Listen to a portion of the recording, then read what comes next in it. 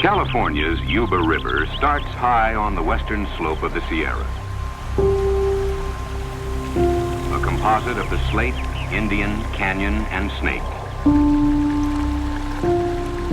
Fed by tiny, nameless creeks, clattering toward it from either side. By glistening springs trickling over its mossy banks.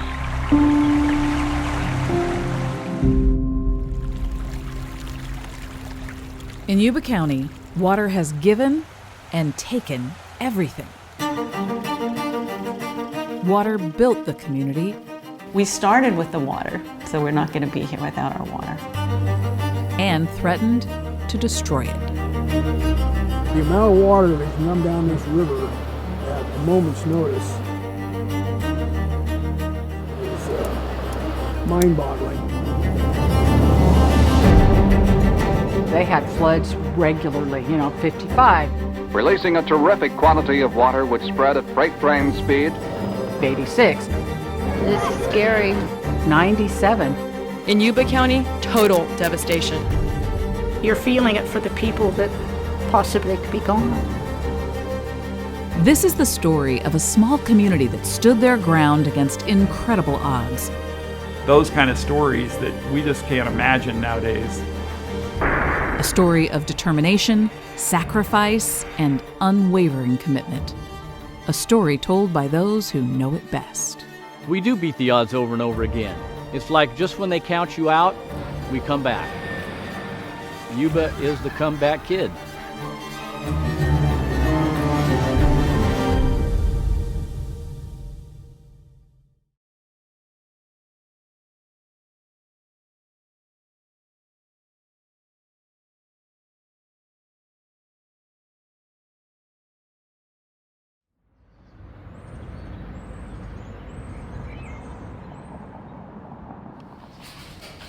If we don't teach our children the history of what there was, they won't appreciate where they're growing up, what people did, how hard it was for them to do it, and the life they can have here. Well, John Sutter was the first European to own land here. In 1838, he became a Mexican citizen, and within 2 years, he had to have 12 settling families, or that land, which is now 7 counties in California, reverted back to the Mexican government. My family was one of those families. Named for a survivor of the Donner Party, the city of Marysville came to be in an opportune place at an opportune time. The city of Marysville was founded in 1850 during the gold rush. The people who created the city realized immediately the value of locating at the confluence of the Yuba and Feather rivers because of the gold activity. Now in 1848, when gold was discovered in California, men came here from all over the world to seek it out. Marysville, because of the gold rush, experienced 50 years worth of growth in 5 years. And Mark Twain once called it the most well-built city in all of California. We planted about 5,000 acres in about 4 weeks. My great-grandfather came in 1851. And this property at that time was owned by a freed slave. In 1852, Marysville was as far as the steamships could come up from San Francisco. The bridges coming into town, if you can look down, the old piers are still there, the original plaza where the steamships came. And they'd either go up the Yuba or up the Feather, or they'd disembark and the miners would leave from there. The amount of gold that came out of Yuba County and Nevada County and Placer County in the mid-19th century, if you read about it, that was one of the reasons that the Union was successful in the Civil War, is that the gold California was producing at that time was a real plus financially to the Union, and that's one of the reasons that California became a state so early in the game. More gold was taken out of the Yuba River watershed than any river watershed in the entire United States. But it wasn't long before they picked up all of the easy gold, and they began to be faced with the fantastic engineering problems of getting gold out of the secret places where it had lain for millions of years. If water had placed the gold in those riverbeds to begin with, why not use water to blast it loose again?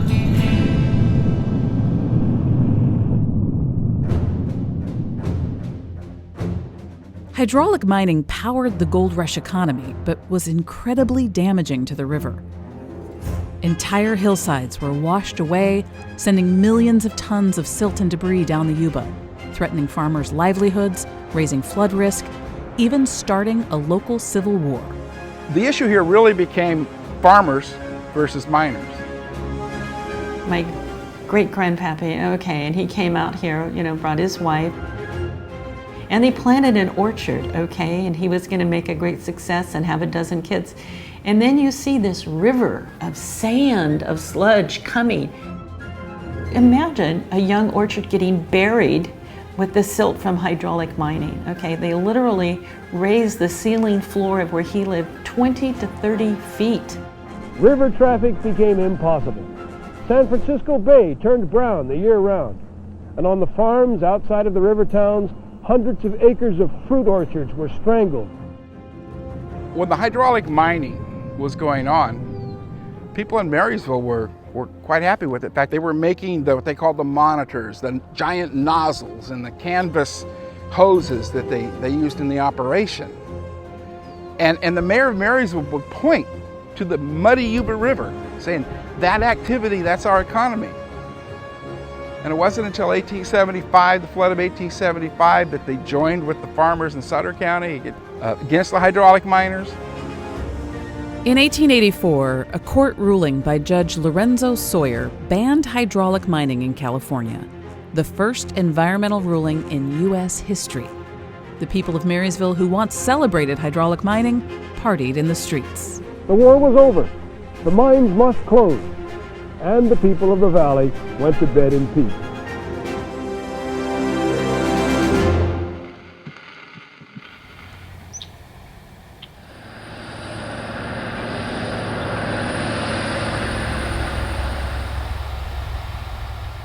After the gold rush, our gold here is our agriculture.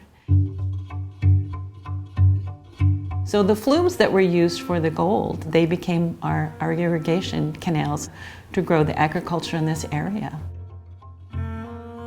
Even as Marysville became a hub of farming and commerce, locals lived under the long shadow of Mother Nature, under the constant threat of flooding. So the largest flood here has been the super flood of 1862 that actually flooded Sacramento. The governor had to row his boat to his inauguration, and they moved the capital of Sacramento for a while because of the flooding. So the community found out early, again, that they had to make a decision about whether they were going to stay here and what they were going to do in order to stay here, or whether they're going to have to abandon the place. And we're here. So we know what the decisions were. After the mining debris filled in the rivers, it was a constant fight to be able to keep the water out of Marysville. The levees were largely mined out of the channel itself or from whatever was available at the time. In this region, there are silts and sands that are very permeable. And so what happens when we have water against them for an extended period of time, they become saturated and they start to melt away, just like if you're heating up a cube of butter. Those levees were tested time and time again. Dams were built upstream to hold back mining debris. It wasn't enough to hold back the full force of Mother Nature on Christmas 1955. It's just a biggest storm we'd had since 1909 in December of 55.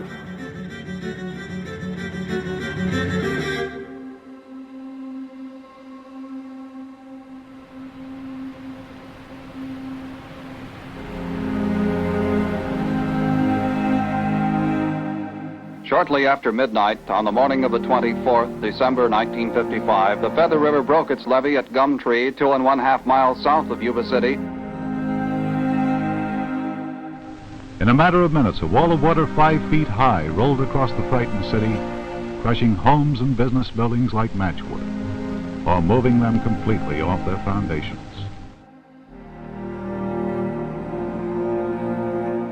It was one of the worst flood disasters in the history of the United States. I think we had possibly a half hour's notice. Where was your husband at this time? Well, he had been... The Red Cross was there, the Salvation Army, the Boy Scouts, the National Guard, the Public Health Service, and many others. Marysville's levees held, barely. The break happened on the Feather River in Yuba City near midnight. 38 people died.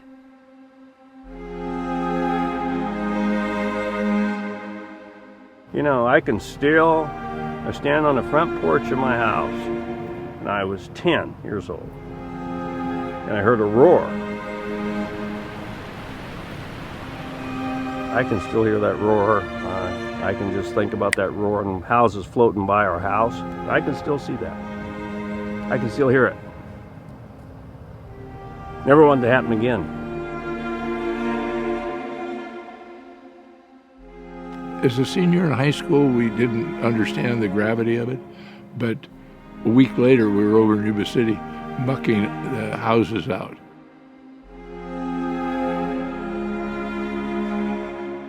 You know, wearing hip boots and, you know, muck 6 inches deep and a big shovel and pushing it outdoors. Houses were knocked off their foundation. I mean, it was just devastating. Certainly a Christmas that will never be forgotten by the unfortunate residents of Yuba City and Lower Sutter County.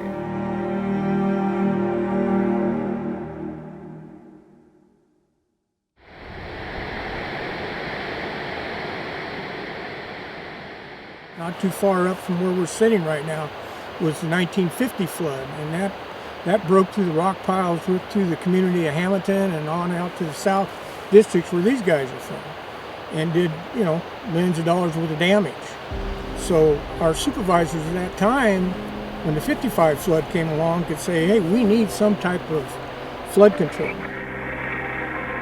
It wasn't just flood protection on people's minds. South of the Yuba River, farmers were pumping so much groundwater that wells were going dry. The hope was creating the Yuba County Water Agency would solve both problems. So the agency was formed in 1959, and I always tell people, the agency and I were formed in the same year. It's a great year. In a community rich in history but short on money, Yuba Water took on California's largest public works project ever led by a public agency. They were remembering the flood, and they felt it was their duty and mission to do something about it. And if you look at what was happening on the Feather River, the state was building Orville Dam. On the American River, the feds were building Folsom Dam. And nothing was happening on the Yuba River. The community organized around the idea of, we're going to build a dam. If they're not going to build it for it, we'll build it. It is the most incredible local government story ever to me. We can't wait for the feds anymore. We can't wait for the state. We've got to do it ourselves. Building New Bullard's Bar, the 5th tallest dam in the country, would have been a huge lift for anyone, let alone one of the poorest counties in the state. The idea sparked fierce debate at the Capitol. And the reality was the state really didn't want a small county to build it. You know, they were building all these projects, and this was a big project, and there was no way a small county could do it, but, you know, we'll give you the authority, we'll give you the special district. Oh, I would say it was definitely a miracle that got done. From what I understand, it was debated on the assembly floor longer than any public works project up to that point in California. And it probably wouldn't have happened other than, you know, the first Brown governor, because he was big into water supply, and the whole state water project was being formed at the time, and so there was, you know, a governor that was pro-water projects. Well, I think it speaks to the boldness of the time. My father, because he was Attorney General, had water cases and got very interested and committed. So he pushed the water plan, and finally they got it done. Obviously he signed the water development program for Yuba County. Well, we're going to harvest this again. These are early girl tomatoes, and they're really the ones that I found work best in this climate. So, the agency was created, but then how do you accomplish this water supply and flood protection? And that was done through the Yuba River Development Project, and there's a lot of stories about that. Construction continued around the clock for 3 years. They blasted and bored through solid rock to build New Bullard's Bar Dam and Reservoir. They carved a tunnel through the hillside, building a penstock to carry water to New Colgate Powerhouse to generate electricity, with 2 of the largest Pelton wheel turbines ever built, 18 feet across, weighing 70,000 pounds. Equally impressive were the people of Yuba County, willing to put everything on the line for a project that cost far more than the whole county was worth. They put out the vote to issue bonds. At the time, it was $185 million worth of bonds. Okay. At that time, it was 2.5 times the total appraised value of all of the property in the county. Okay. And 92% of the voters in Yuba County said, yes, we need to issue those bonds. I think about that and say, 2.5 times the total value of all the property today is $12.5 billion. Okay, that's the level of commitment they were making. The challenges were immense. Not a single contractor bid on the project. So it was redesigned to cut costs. After agonizing financial wrangling and negotiating, a firm called Perini Yuba signed on. But who would pay? Not Yuba Water. They didn't have any money. They couldn't buy anything. And so as a result, they had to negotiate and put together agreements where the people that had the money were willing to part with it to develop this project. You start out by moving dirt, tons of dirt. A financing partner eventually emerged, Pacific Gas and Electric, PG&E. I did not know the history.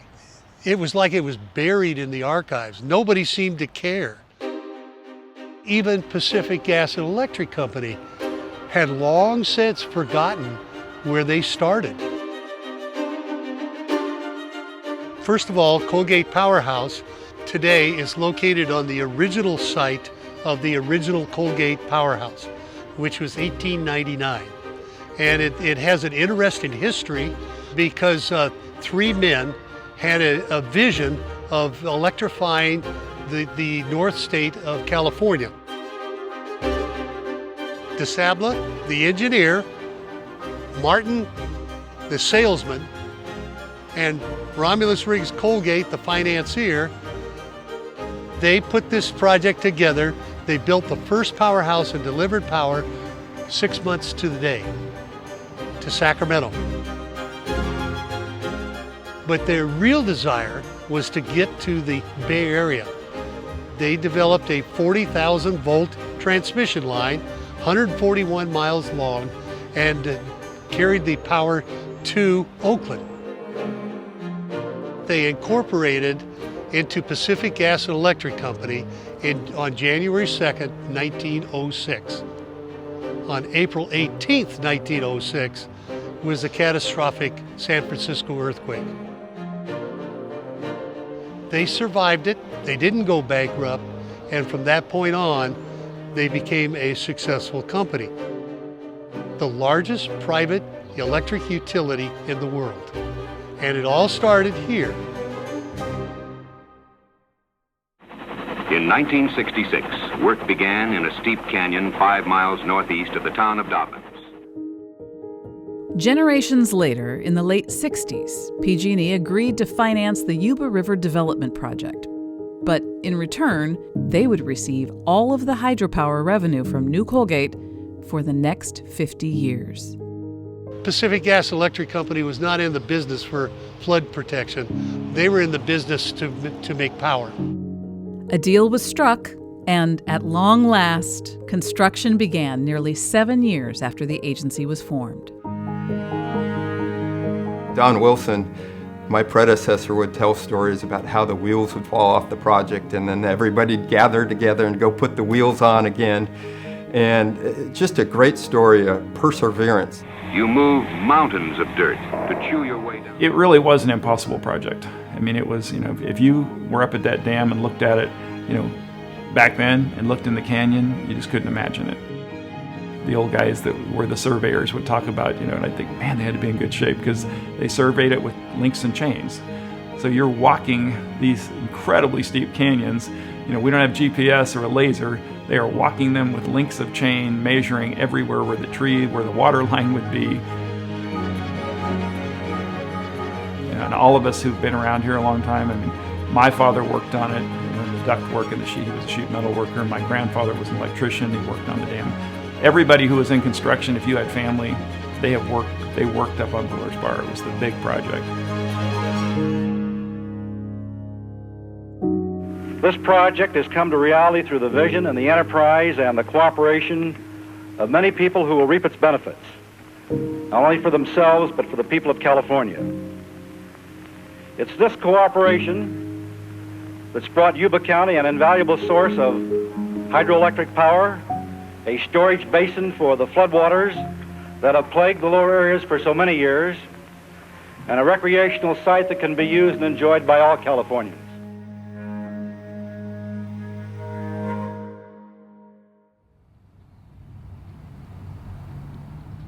We started out as a department of Yuba County. It was kind of like a closet, like here's a little extra space. So when I first was elected, I was elected as a county supervisor. And they were giving me a tour of the courthouse where the building where we were housed at the time. And they said, oh, by the way, you also sit on the Yuba County Water Agency, which I had heard of but didn't know much about. They took me down this corridor of a hallway into a room that was literally no more than 10 by 10. And it was Don Wilson and Nancy Jones. And that was the office. And that was my first impression of the Yuba County Water Agency. Turn. That's better. I worked for Yuba County Water Agency for 29 years.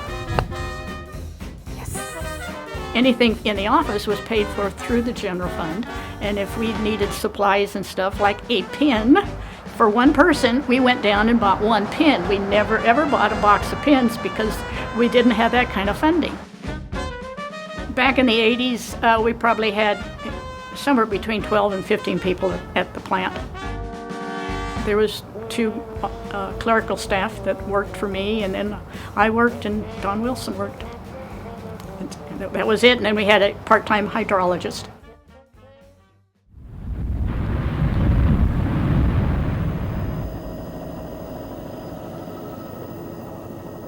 Nobody could have predicted or fully prepared for the levee failure in 1986 that changed this small water agency and the course of Yuba County forever. Muddy water from the Yuba River spread over the towns of Linda and Olivehurst. People scrambled to leave with whatever they could carry. By 10 o'clock, water was flooding the streets on the outskirts of Olivehurst as authorities moved ahead of it, rushing to complete their evacuations. Evacuate the Olivehurst area. Southbound, Highway 65. Sheriff's Department.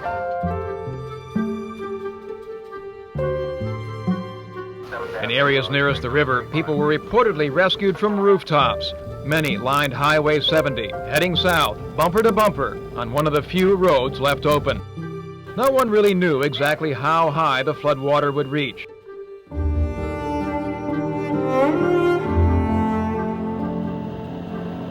By daybreak, the full extent of the destruction came into focus.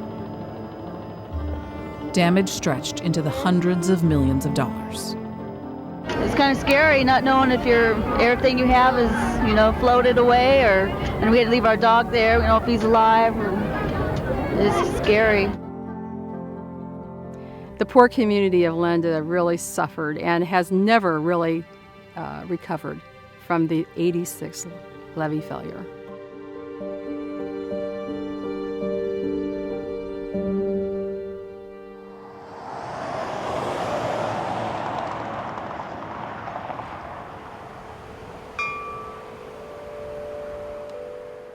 After the 86 flood event, the agency really started looking at how can they as an agency help the entire county.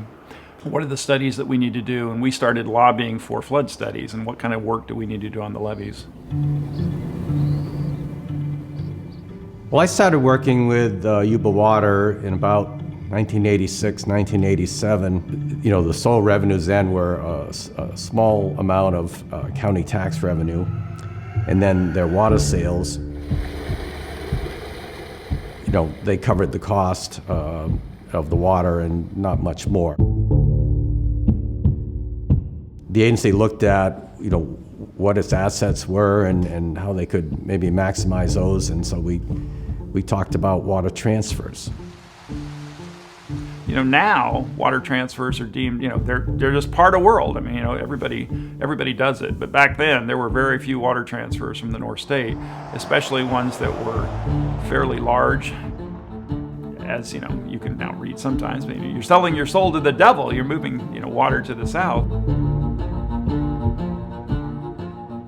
There was a lot of distrust between Northern California generally and Southern California. And it was, they want our water, and once they get our water, it's never coming back. And yet, one of the things I've told people forever, the options up here, guys, there's two options. We're either gonna move water, or they're gonna move to Yuba County. Would you rather have LA here, or would you rather have LA there? So let's figure this out. Never an agency to shy away from a challenge, Yuba Water spearheaded legislation, fast-tracking water transfers, and guaranteeing that the community making the transfer would never be left high and dry. It passed without a single no vote. And that, since then, has been really the mechanism by which millions and millions of acre-feet have been transferred throughout California. Whenever we get a check-in, especially if it was over $1 million, everybody in the office had to hold it for a second. Because, hey, $1 million? Wow. Those water transfers funded levee studies, so Yuba Water was first in line for state and federal dollars for flood protection. But in 1997, Mother Nature delivered another devastating blow. Above the spillway at Lake Oroville, hundreds of millions of gallons of water a second crash into the Feather River. But can the already saturated levee system handle all this water? You know, we were very concerned that we were going to make it through this because we knew how much water was coming down through the system.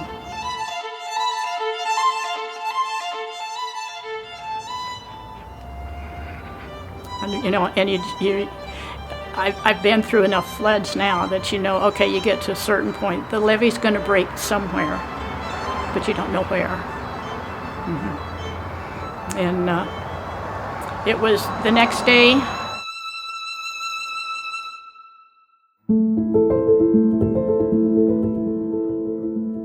I live in Brownsville, so it's about 45 to 50 minutes away. And when I drove in my driveway, the radio said that it broke.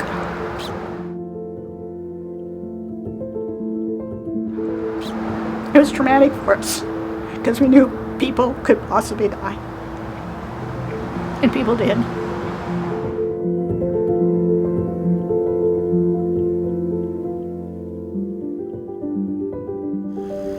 My heart goes out to everybody that has lost everything. I wanted to get in the car and just leave and never come back. The water level here was above the windows, pretty close to 9 feet deep. I should have known better because, I mean, I went through the 1955 flood. You know, live and learn. For those that thought they could come back after 11 years, it was done. Put a fork in it because people were not motivated to live in Yuba County, let alone invest in businesses as well.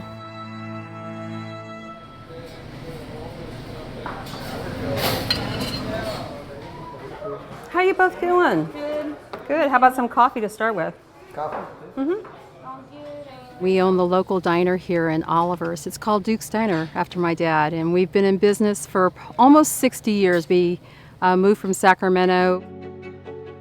Like we did in 2017, remember when they were... Working in the diner, I have this interaction going 7 days a week with folks. Hey, great idea.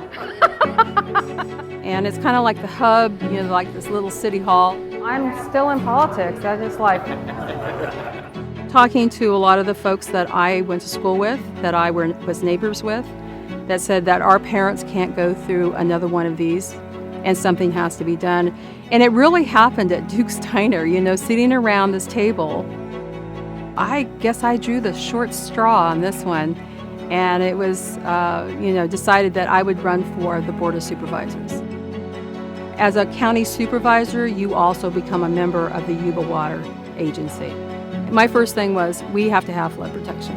You know, okay, I don't care if we have a new park, money for a park. What good is it if it's underwater? 1895? The grassroots effort that began at Duke's Diner helped spark a groundswell of change. In the years following the '97 flood, Yuba Water led efforts with local, state, and federal partners to dramatically strengthen the levees, work that continues in earnest to this day. You know, it was personal. You know, it was personal, not to be flooded once, but twice in 11 years. It was like, you know, you can't get away with that. And I wasn't just saying that to the state or the federal government. I was saying that to anybody who would listen, is that this poor community deserves better. And I'm going to be a loud voice for them in order to make sure that they have a level of safety that most people take for granted. Setback levees were built on the Feather and Bear Rivers. Improvements were made to strengthen the Marysville Ring Levee around the city of Marysville. After more than $500 million in investment and several decades, Yuba County is now one of the best protected communities at risk of flooding in California. So at this point, I mean, you're sitting behind levees that probably have more money per capita than any levee system in the United States. And I think it's loyalty. Loyalty to the community, loyalty to the families that were here before us. I think that's what it was about.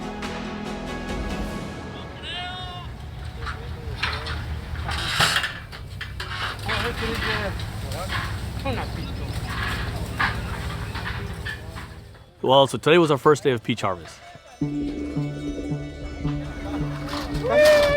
And they'll get canned and they will end up in somebody's shopping cart, hopefully.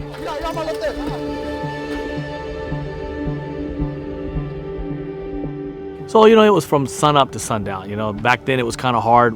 My dad tells us, you know, the jobs weren't readily available. So they would have to go knock on door to door, try to find a job. They go out there with the headlights on to try to start early, work until they couldn't see anymore. You know, so we would go out in the summertime, so all my friends would be out learning how to swim. I still don't know how to swim. They learned how to swim, we were out picking peaches. We were out picking prunes. It was just trying to survive, trying to make that extra money, and just trying to raise their family. And Dad's goal was trying to put us to college, and so every little bit helped. From one generation to the next, the roots of Yuba County farming run deep. For this region, it is very important.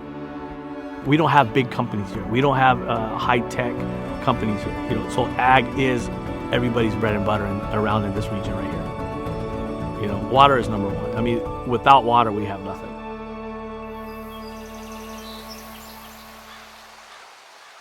That's rang true for more than a century at Daguerre Dam, built in the early 1900s to hold back debris from hydraulic mining. Irrigation districts north of the Yuba River saw opportunity here, building canals to move water to crops. The South County waited much longer. When they built New Village Bar, they included a diversion that was going to put water in the south portion of Yuba County, south of Yuba River. The cost of actually building the dam was higher than what they had projected, and they literally had no money left over. And what, it was 15 years later or so, and we started talking seriously, or you guys started talking seriously about, hey, remember the second half of that project? You know, the surface water delivery? Look at this graph. We need to do this. Some of us got together and decided that it was time for us to see if we couldn't do that ourselves. We built the canal that exists to this day.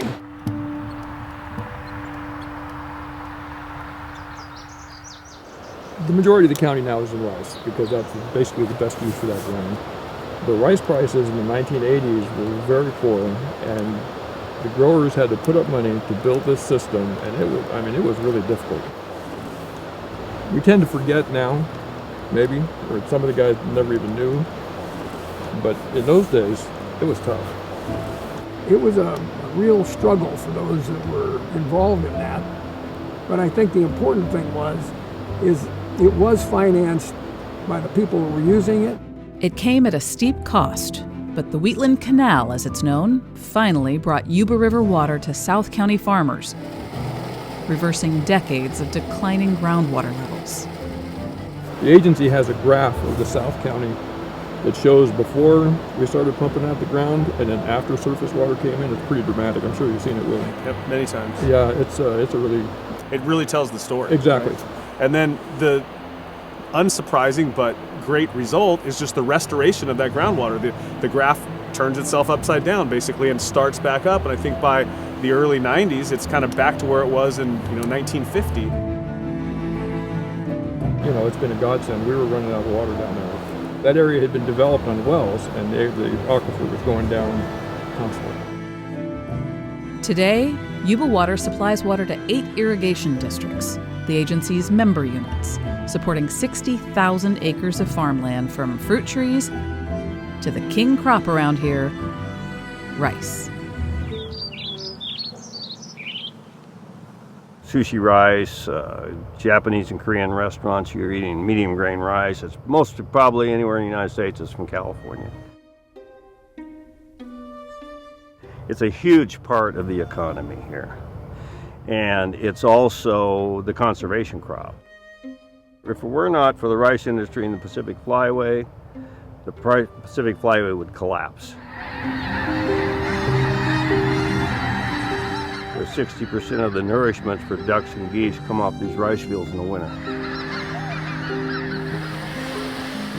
Well, without the water resource, none of what you see in this camera or what you see in Yuba County would exist. We are the partners of Yuba Water Agency. Us irrigation districts, 8 districts are in a partnership, and that's how we feel because of the fact we do use water out of the project, and that water grows crops to feed people. The agency needs us, and we actually, need the agency.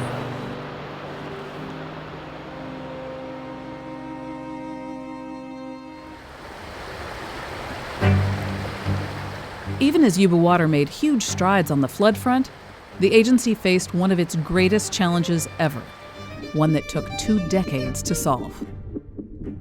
Yeah, the Yuba Accord was extraordinary. That's something you could have done a documentary on. All the ups and downs. It was full of drama, believe me. But it started out in 1988. A complaint was filed by a conservation group. A complaint filed in the late 80s to the State Water Resources Control Board argued there wasn't enough water coming down the Yuba River for fish. It presented a very real threat to everything the agency had worked so hard to protect. It was basically a water taking. When the state came in, they were basically going to take our water rights, not temporarily, forever. There were models that we showed that on certain years, all the water would run out to the bay and there would be no water left for anybody. we heard about this complaint. We heard that the board was going to have a meeting, and the Department of Fish and Game provided a flow management plan. They would not give us the flow management plan. Don Wilson actually had to go to the Fish and Game office. He had to leave like his driver's license or credit card to get a copy of it, and take that copy to a copy place, get a copy of it, and they went and reviewed it, and they go, oh my goodness. All this hard work we did in building this project to provide reliable water supply is going to be gone if this draft water management plan goes forward. But fortunately, we weren't ready to quit that easy. Rather than fight it out in court, Yuba Water decided to seek a settlement. It took countless meetings to find common ground. First, with environmental agencies over how much water fish needed.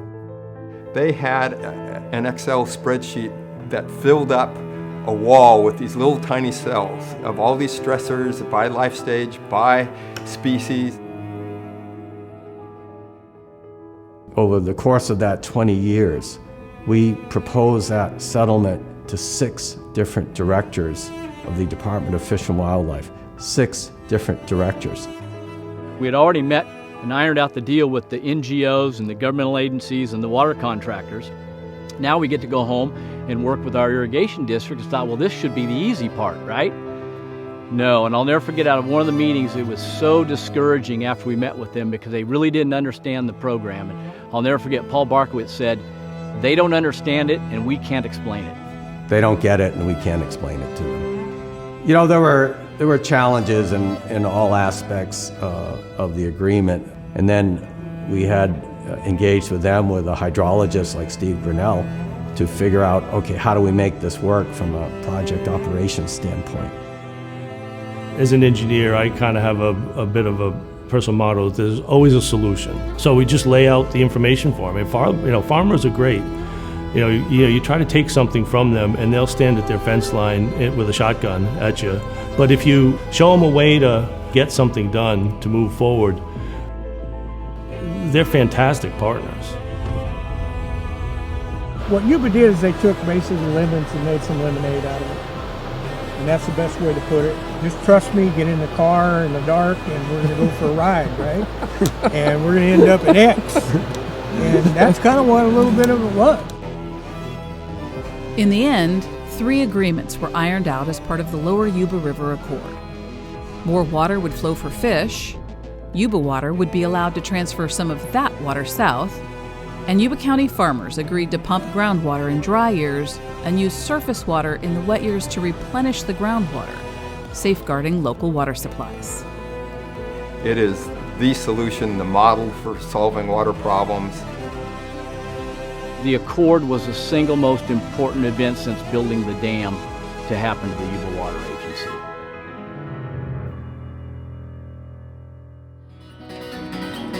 Rivers freeze and summer ends. See, for me, she has a coat so warm.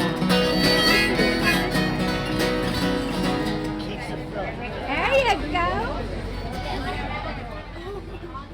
This agency has the potential to change Yuba County forever. Once the bonds were paid off, there was going to be a revenue stream that could make an impact in this poor county. So it got you to dreaming about what the future would be. As the sun rose over New Bullard's Bar one April morning in 2016, a future 50 years in the making arrived. Yuba Water was about to take the reins from PG&E. The agreement with PG&E was wonderful. It's what allowed us to build the dam and build the powerhouses. It was necessary, right? Yuba had the opportunity to just sign another agreement with PG&E. They, what I say, jumped off the cliff. Or we're going to do it ourselves. It proved to be incredibly difficult with a punch list that just went on and on and on. As Yuba Water formed its own power operation from the ground up, the agency negotiated with PG&E, with someone who would become a very familiar face on the other side of the table.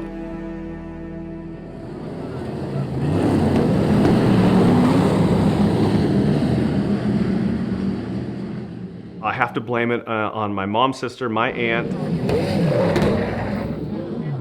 She would take me to the races in Grass Valley. I can remember going there when I was like 4 years old, and I always said, I'm going to be a race car driver someday. Well, I'm not a race car driver. Instead, Willie Whittlesey ended up in the fast-paced world of water, and his career path had its share of twists and turns. I was at the time managing the contracts between PG&E and all of the irrigation districts and water agencies that PG&E dealt with. And Kurt and Yuba County Water Agency were one of those contracts. So I was managing that. I was on the other side of the table from Kurt Aikens, managing the end of what I didn't even realize at the time was such a historic agreement for Yuba County, right? Not realizing that someday I would be on the other side of the table, actually managing those agreements that I was negotiating. Now here I am as the general manager, and it's like, hey, we've got this wonderful resource it was kind of locked up for 50 years. I was there when the transition happened, right at the time. We were at the Colgate Power Plant, and the board of directors were there and stuff like that. And it was just, it was like 2000, when the year 2000 came in. It's just another tick on the clock, right? It went fine. There was no fear. From that day forward, power from New Colgate belonged to Yuba Water. The revenue to the people of Yuba County. I don't know if you can compare it to any other place in California. Where else has a small agency, community, county done something of that magnitude? That willingness and courage to take a little bit of a chance. The board took a chance with us when we take these, hey, we're adding this staff, we want to spend this many $1 million to make this change. It took a lot of confidence and courage on their parts. There's been courage all the way through the organization. What kind of pride do you feel? Oh, a lot. It's been a fight. We made it.